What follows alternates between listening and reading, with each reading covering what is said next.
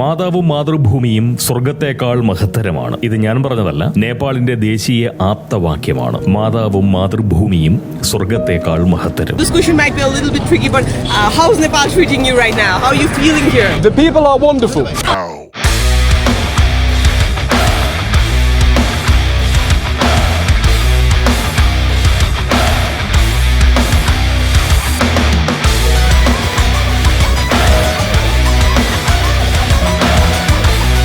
അതായത് സ്വർഗത്തേക്കാൾ മഹത്തരമാണ് തങ്ങൾ ജനിച്ച മണ്ണ് അല്ലെങ്കിൽ മാതൃഭൂമി എന്ന സങ്കല്പം കൊണ്ടു നടക്കുന്ന ഒരു ജനതയുടെ ഏറ്റവും പുതിയ തലമുറ ആ മാതൃഭൂമിയെ ചാമ്പലാക്കിക്കൊണ്ടിരിക്കുകയാണ്. നേപ്പാൾ കത്തി എരിഞ്ഞുകൊണ്ടിരിക്കുന്നു. ഏതാണ്ട് 2.5 നൂറ്റാണ്ടിലധികം വർഷക്കാലം രാജഭരണത്തിന്റെ കീഴിലായിരുന്ന നേപ്പാൾ ജനാധിപത്യത്തിന്റെ രുചി അറിഞ്ഞിട്ട് രണ്ട് പതിറ്റാണ്ടായിട്ടില്ല. 2 നൂറ്റാണ്ടെന്നാണ് വായിൽ വന്നത്. 2 പതിറ്റാണ്ടായിട്ടില്ല. കൃത്യമായിട്ട് പറഞ്ഞാൽ 2008 മെയ് മാസം 28-ാം തീയതി അന്ന് മുതലാണ് ജനാധിപത്യത്തിലേക്ക് നേപ്പാൾ കടന്നു വന്നത്. എന്നാൽ ഇന്നലെ മുതൽ ജൻസി ആധിപത്യത്തിന്റെ കീഴിലാണ് Nepal കത്തിക്കൊണ്ടിരിക്കുന്നത്. Parliament burning. Yeah. Parliament burning. Yeah. Parliament burning from we people. In parliament. ജൻസി കുട്ടികൾ സർക്കാരിനെ തവിടുപൊടിയാക്കി. സർക്കാർ മന്ദിരങ്ങളും പഴയ കൊട്ടാരങ്ങളും ഒക്കെ കത്തിച്ചു. സർക്കാർ വാഹനങ്ങൾക്ക് തീയിട്ടു. മന്ത്രിമാരുടെ നടുവിന് ചവിട്ടുകൊടുത്ത് അവരെ നിലത്ത് വീഴിക്കുന്നു. ചില നേതാക്കന്മാരെ പിടിച്ച് തോട്ടിലെറിയുന്നു.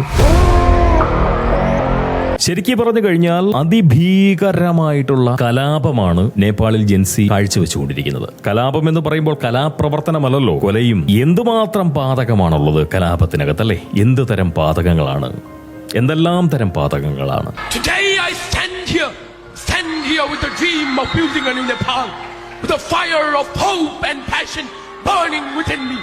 Youth, rise! We are the torch bearers of change. If you do not raise our voices, who will? If you do not raise our voices, who will? If you do not build this nation, who will?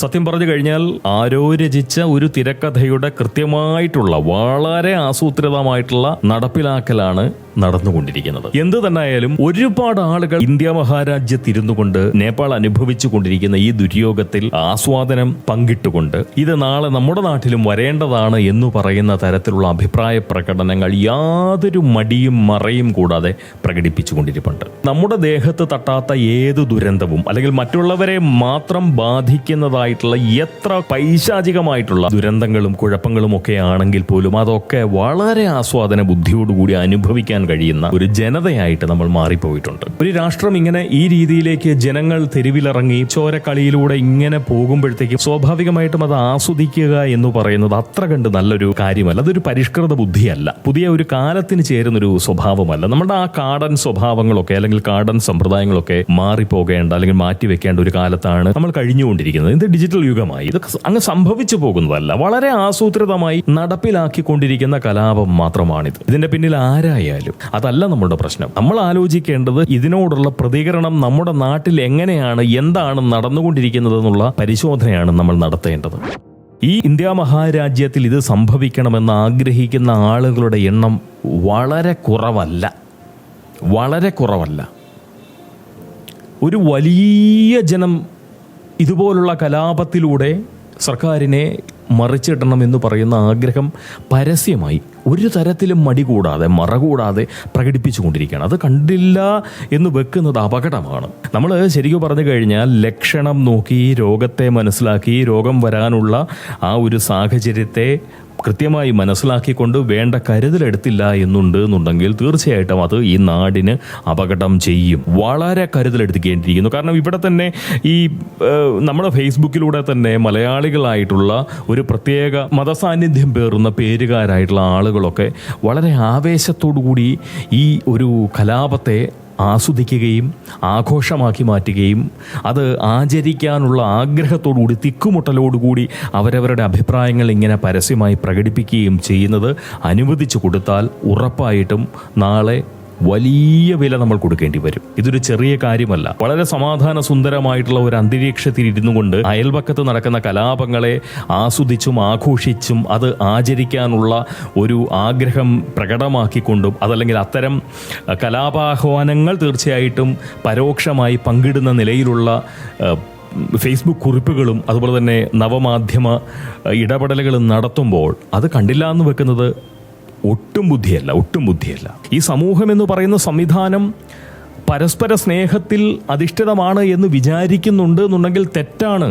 ഇത് ഭയത്തിൽ നിന്നാണ്, ശരിക്കും പറഞ്ഞു കഴിഞ്ഞാൽ ഭയം കൊണ്ടും പരിമിതമായിട്ടുള്ള ദുസ്വാതന്ത്ര്യം കൊണ്ടും ഒക്കെ തന്നെയാണ് തീർച്ചയായിട്ടും ഈ സംവിധാനം ഇങ്ങനെ നിലനിന്നു പോകുന്നത്. അതുകൊണ്ട് തന്നെയാണ് സമൂഹം എന്ന് പറയുന്ന ഈ സംവിധാനത്തെ നിലനിർത്താൻ ആഗ്രഹിക്കുന്നുണ്ട് എന്നുണ്ടെങ്കിൽ തീർച്ചയായിട്ടും ഫാസിസം എന്ന് പറയുന്ന ഒന്നിൻ്റെ അതൊരു മരുന്നായിട്ടെങ്കിലും അല്പസ്വല്പം ഉപയോഗിച്ചേ പറ്റൂ. സർക്കാരുകൾ അല്പസ്വല്പം ഉപയോഗിക്കണം. കണ്ടില്ല കേട്ടില്ല എന്ന് വെക്കരുത്. അവസരം വന്നു കഴിഞ്ഞാൽ കലാപകാരികളായി മാറാൻ ആഗ്രഹിച്ചുകൊണ്ട് അതിനായി കച്ചകെട്ടി ഇറങ്ങിയിരിക്കുന്ന കുറേ അധികം ആളുകളുണ്ട്. കുറേ അധികം എന്ന് പറഞ്ഞാൽ ഒരു വലിയ ജനക്കൂട്ടം ഇവിടെ ഉണ്ട്. ഏറ്റവും അനുകൂലമായി ലഭിക്കുന്ന ആദ്യത്തെ അവസരത്തിൽ അവർ തീർച്ചയായിട്ടും പുറത്തിറങ്ങും. അത് നമ്മൾ മനസ്സിലാക്കിക്കൊണ്ട് അത്തരം പ്രകടനം നടത്താൻ സാധ്യതയുള്ള ആളുകളെ കൃത്യമായി മനസ്സിലാക്കിക്കൊണ്ട് അവരെ എത്രത്തോളം നിഷ്ക്രിയരാക്കാൻ സാധിക്കുമോ അത്രത്തോളം നിഷ്ക്രിയരാക്കാൻ വേണ്ടുന്നതായിട്ടുള്ള പ്രവർത്തനങ്ങൾ കാഴ്ചവെച്ചില്ല എന്നുണ്ടെങ്കിൽ ഉറപ്പായിട്ടും നമുക്കിട്ട് പണി കിട്ടും. ഈ മഹാരാജ്യം ഇതുപോലെ ഇന്ന് നിലനിന്നു പോകുന്നത് അതിശക്തമായിട്ടുള്ള ഒരു ഭരണകൂടം നമുക്കുണ്ട് എന്നുള്ളത് കൊണ്ട് മാത്രമല്ല, പകരം വളരെ വൈവിധ്യമുള്ള ഒരു സംസ്കാരം, വളരെ വിശേഷപ്പെട്ട ഭാഷാ വൈവിധ്യങ്ങൾ, ഇതെല്ലാം ഉൾക്കൊള്ളുന്ന ഒരു സമൂഹമാണ് ഭാരതം എന്നുള്ളത് കൊണ്ട്, അല്ലെങ്കിൽ ഒരു തരം വ്യത്യസ്തമായിട്ടുള്ള ധാരാളം സമൂഹങ്ങളുടെ ഒരു സംഘടിത രൂപമാണ് ഭാരതം എന്നുള്ളത് കൊണ്ട് മാത്രമാണ് ഇവിടെ ഇത് ഇത്രയും ഈ വിളച്ചിൽ, ഈ അരാജകവാദികളുടെ ഈ പൂണ്ടു വിളയാടൽ വേണ്ട വിധം ഫലിക്കാതെ പോകുന്നത്. സ്വാർത്ഥ ബുദ്ധരായിട്ടുള്ള ആളുകൾ എല്ലായിടത്തുമുണ്ട്. ദേശദ്രോഹികൾ, സാമൂഹ്യ വിരുദ്ധർ, അരാജകവാദിത്വത്തിൻ്റെ പ്രശ്നങ്ങളൊക്കെ ഉള്ള മനുഷ്യർ, അവരെല്ലാവരോടെ ചേർന്നാണ് ലോകമെങ്ങും ഇതുപോലുള്ള പ്രശ്നങ്ങൾ ഉണ്ടാക്കിക്കൊണ്ടിരിക്കുന്നത്. ഒരു രസം. We don't want to do this by our own choice. We are doing this because they deserve it. Yes, we can did it. We can Nepal youth can did it. This is for Nepal. People can did it, and we will save Nepal.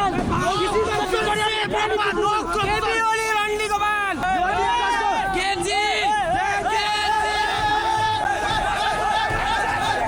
എന്തായാലും ഇത്തരം കാര്യങ്ങൾ ആസ്വദിക്കാൻ പാടില്ല. അതിരിനപ്പുറം നേപ്പാളിലല്ലേ ഇത് നടക്കുന്നതെന്ന് പറഞ്ഞാൽ ആ നേപ്പാൾ എന്ന് പറയുന്ന രാജ്യത്തിന്റെ 3 വശവും ഭാരതമാണ്. അതുകൊണ്ട് തന്നെ അവിടെ ഇത്രയും വലിയ കലാപം നടക്കുമ്പോൾ സ്വാഭാവികമായിട്ടും അതിൻ്റെ ഒരു അലയൊലികൾ എന്ന് പറയുന്നത് പോലെ നമ്മുടെ നാട്ടിലേക്ക് ആ കലാപത്തിൻ്റെ ഒരു ചെറിയ തീപ്പൊരി പോലും പാറി വീഴരുത് എന്ന ഒരു ശ്രദ്ധയോടുകൂടി കരുതലോടുകൂടി കൃത്യമായിട്ടുള്ള നീക്കങ്ങൾ നടത്തണം. അതാണ് ഞാൻ നേരത്തെ പറഞ്ഞത്.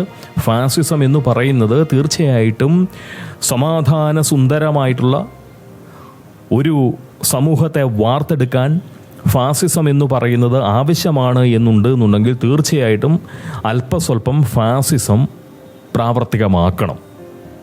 അത് ചെയ്തില്ല എന്നുണ്ടെങ്കിൽ ഈ സൽപ്പേര് രാമൻകുട്ടിമാരായിട്ട് അങ്ങനെ ജീവിക്കാൻ നോക്കുകയാണെന്നുണ്ടെങ്കിൽ അത് ദോഷം ചെയ്യും ഈ നാടിന്. കാരണം സമൂഹം എന്ന് പറയുന്ന ഈ സംവിധാനം സ്നേഹത്തിൻ്റെ പുറത്തു മാത്രം നിലനിൽക്കുന്ന ഒന്നല്ല. തീർച്ചയായിട്ടും ഭയത്തിൻ്റെതായിട്ടുള്ള ഒരു ഇടപെടൽ സമൂഹത്തിൻ്റെ നിലനിൽപ്പിന് തീർച്ചയായിട്ടും ആവശ്യവുമുണ്ട്. സമൂഹം ഭയമെന്ന് പറയുന്ന ഒന്നിൻ്റെ പുറത്ത് തന്നെയാണ് അത് അത്ര കെട്ടുറപ്പോടുകൂടി നിലനിന്നു പോകുന്നത്. അതുകൊണ്ട് ഭയം വേണ്ടിടത്ത് ഭയം തന്നെ വിളമ്പണം. അതല്ല എന്നുണ്ടെങ്കിൽ അപകടമാണെന്നുള്ളതാണ് പോകൻ പറയുന്നത്. കരുതലെടുക്കണം, വെറുതെ ഇരിക്കരുത്. Youth, rise!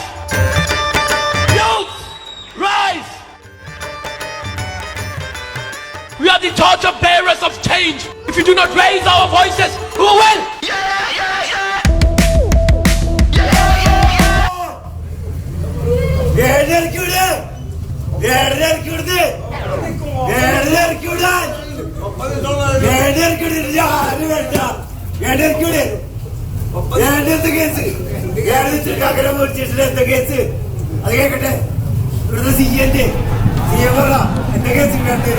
Nepal is ours, and its future is in our hands. Die, you must! Die, Nepal! Pow.